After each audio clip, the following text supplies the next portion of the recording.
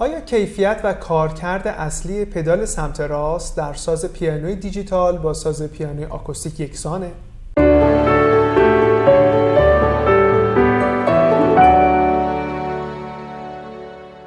امروز درباره پدال سمت راست پیانو می‌خوایم صحبت کنیم که پرکاربردترین پدال در نوازندگی پیانو و به نام‌های پدال ساستین یا ساستینینگ پدال و همینطور پدال دمپر شناخته میشه. در مکانیزم پیانوی آکوستیک نمدهایی وجود داره که در حالت عادی روی سیم‌ها قرار دارن و باعث میشن که این سیم‌ها مرتعش نشن و صدا تولید نکنن. زمانی که شما یک کلاویه رو می‌نوازین، این نمدها از روی سیم بلند میشه و اجازه تولید صدا میده. زمانی که کلاویه رو رها می‌کنید، نمدها دوباره روی سیم‌ها برمیگردن و صدا رو قطع می‌کنن.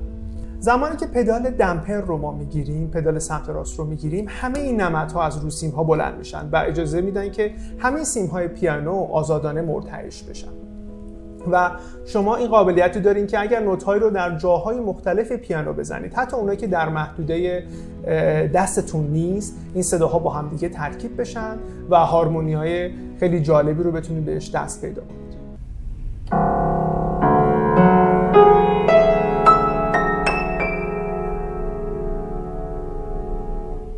این کیفیت در سازهای دیجیتال قابل دستیابیه.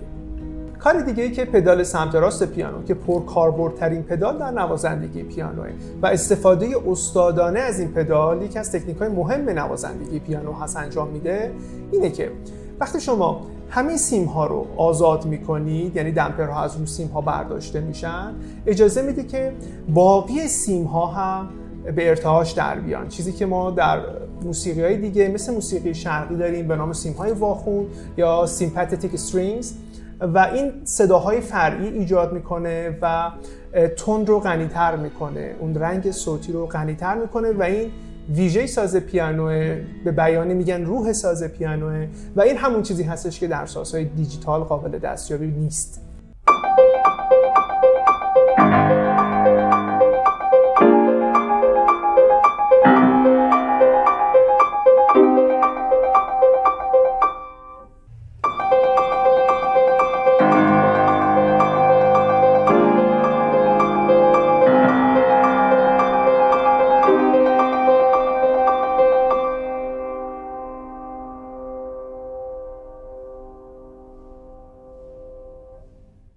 امیدوارم صحبت امروزمون براتون مفید باشه و اگر فرصتی بود در آینده درباره باقی پدال‌های پیانو صحبت خواهیم کرد.